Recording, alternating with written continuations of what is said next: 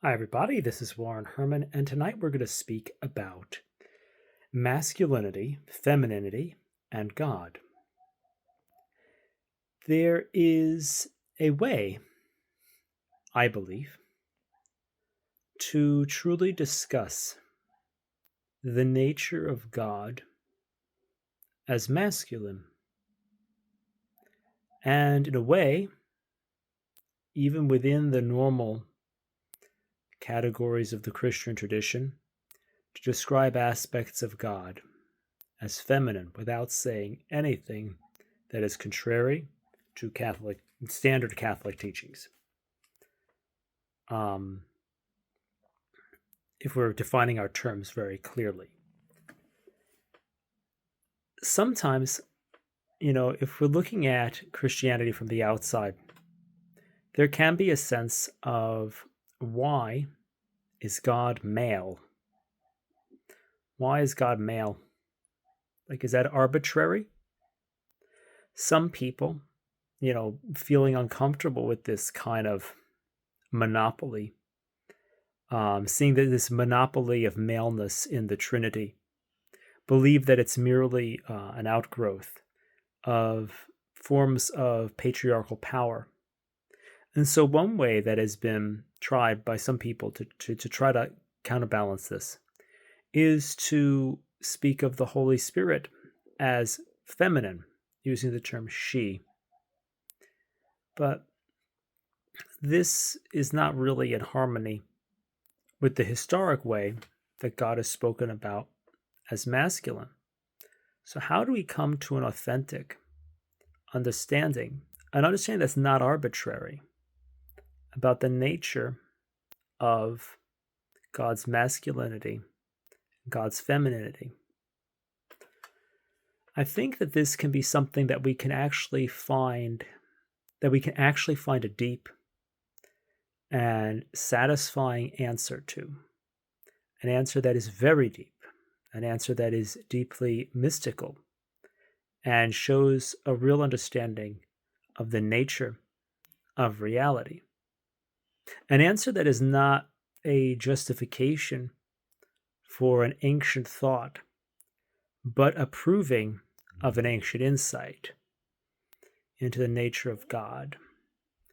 And so, what I want to propose here, and I submit obviously my conjectures to the judgment of the church, but I want to propose something. And I want us to begin by thinking about the Eastern tradition of yin and yang, and the Chinese system of yin and yang, which is more broadly known as the Bagua, which involves these different. It's an understanding of the universe where we have yin and yang in the center, and different types of energies, which are blends of yin and yang radiating outward from it.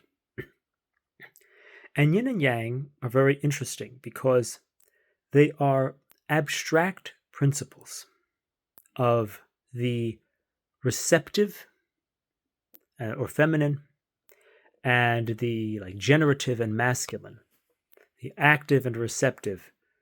They are the two polarities. And so, what we want to understand here, my belly is talking. Sorry if you can hear that. If we want to understand here is that these polarities, feminine receptive, masculine active, these polarities are not arbitrary. They are, two fundamental polarities in existence. Neither is said to be necessarily, these are complementary. They depend upon each other. They're not necessarily, one is not necessarily better in some way. It's but there is a relation, a principle of relation between them. And so, what I want to now do is to ask a very simple question, which I had never thought about, and which I believe gives us a real and truly mystical answer to the gender of God. And we come to understand this because as an individual, in relation to God, am feminine. The church is called the bride of Christ. I spoke with a nun once, and she told me about how initially in the mystical life of prayer, the monks were originally the place where Christ, they were the original context in which Christ was seen as the spouse of the soul. Of course, it has a much more coherent analogy for the spirituality now practiced by nuns, because it's very clear, okay, Christ is my spouse. I'm not married to anyone else. But this originally was said to come from the monks, because there's a way in which, in relation to my soul, the ultimate, which has given rise to my soul, which has created my soul, which sustains my soul, is the masculine or active principle. And I, who receive existence, receive grace, am filled with love, I am feminine in relation to God.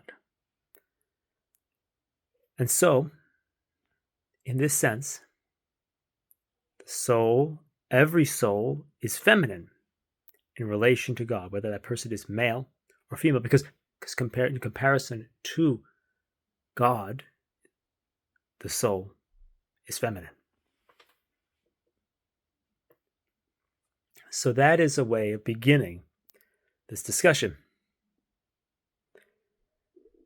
In the same way, we could talk about some of the relations within God as, in a sense, being masculine and feminine.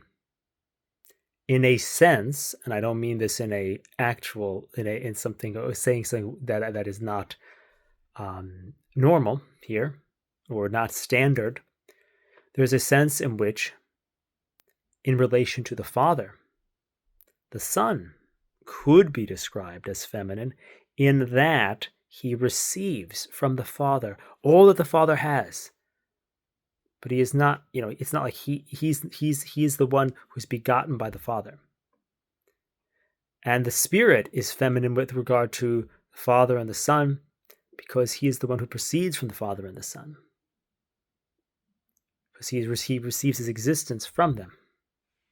I mean, if we want to talk about it's hard to talk about the Trinity without saying something incorrect. But he proceeds from them as the Son is begotten by the Father. So there's a way in which there is femininity within God. But it is not that but we cannot speak of any person, of any truly divine person. Now, this may be because it is intrinsic that one cannot speak of anything divine as a human being. One cannot speak of anything divine as feminine, because in relation to any lower creature, any soul, the divine is always masculine, intrinsically, because the divine is an active principle and the soul is a receptive principle when we are talking about these kind of relations. And so although we could within the Trinity say, okay, well, in relation to the Father, the Son is receptive, and so therefore is feminine. In relation to the Son and the Father, the Spirit is receptive, so therefore feminine in that regard. There's never a place in God where you will find the whole thing being feminine. And so this is just a way of understanding the nature of things themselves. Because what I think is deeply important about this understanding of femininity and masculinity between God and the soul and God in himself and all these different types of things is that it brings this gender issue of maleness of God into a realm of truth, rather than into a realm of real things, not arbitrary things.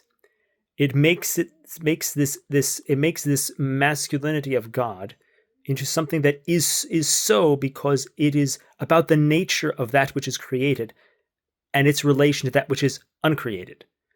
So it is not just merely an arbitrary and necessarily oppressive addition to the understanding of God. And so this is a way, I believe, of looking at the gender of God in a way, in a new way, in an intrinsic way, rather than saying, oh, this is just a way of talking about God that we can just change. It goes back again to the yin and yang. God is yang in regard to the soul. God is yang in regard to creation. So therefore, God is called male. The Son is yin in regard to the Father. The Spirit is yin in relation to the Son and the Father. Therefore, those senses we could say there's some type of femininity there. But we always, within God, must describe God as masculine. It's interesting that there is, so that's kind of the way I would look at it. There might be, and I was merely beginning to develop some thought on this.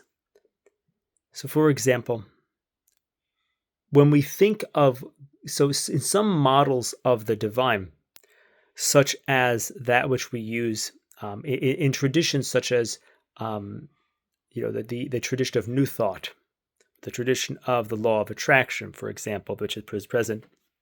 For those who are listening to this video not familiar, this is kind of something that is in various strains of alternative spirituality present today. This is probably best described by, there's a guy, Wallace Wattles, writes this book, The Science of Getting Rich. And I don't endorse using these teachings, but I'm using this as an illustration of a principle. Because he talks about how the nature of reality, he talks about the formless substance.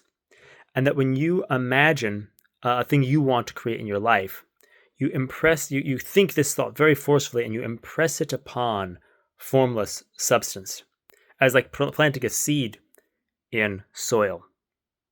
And this understanding of the divine as this ground of being, which is like a formless substance, is a way we could talk about God. We could talk about an understanding of the divine in which it would make sense to speak about goddess.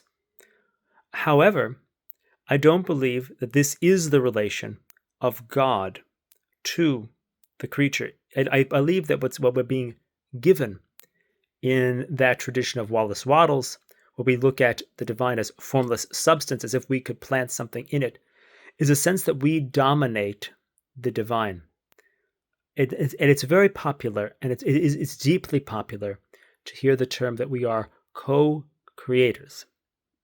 At best, but if we really think about what it means to create something, at best, even in the tradition of the law of attraction, it's understood that this manifestation is often not considered to be a direct manifestation, meaning that, like, I'm going to use, Wayne Dyer talks about this, but he talks about levels of manifesting an ice cream cone. Whereas, like, you think about an ice cream cone and eventually you realize, oh, here's an ice cream shop. Then the next level, somebody brings you an ice cream cone. And the highest level will probably be like, bam, all of a sudden you make an ice cream cone. I don't believe that bam, you can make an ice cream cone. And I don't even know if he really believed that it was possible to do that.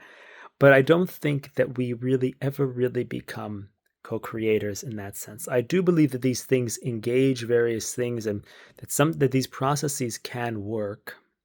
I believe that they work, and I know they work. But I don't believe that they work through the correct understandings and mechanisms, because I believe that there is another element, that we are not merely farmers planting our seeds of thought into a God that is like a Mother Earth, into whom our thoughts are planted. I believe my goal is to know in my heart, and I don't ever get there enough, but my goal is to believe that I have a good Father, and that my Father decides, and I tell my Father what I need. He knows what I need, even before I ask. Not a sparrow falls to the ground without my Father knowing it. This is a universe of love, not a universe of law. And that is the difference between the Father-filtered world and one in which God is like Mother Earth, into whom I must plant and work the land. That is why I believe it is a higher and more spiritually true and deep way to look at God. To say, with the old religions, God is Father. And to understand that from its deepest sense.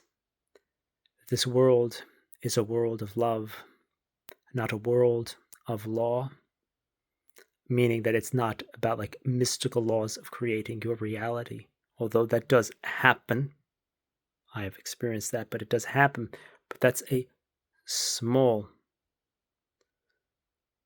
squished version of a much more loving process, which can be done in a better way, speaking to our Father, rather than trying to plant our thoughts into a conception of God as our mother. And so, this is a discussion of the masculinity and femininity of God, the implications of this for our spirituality and our theology. And so I hope there are some thoughts here which move you deeper into the love of God, the peace of God, the knowledge of God, to whom we are feminine, who is our Father, who art in heaven.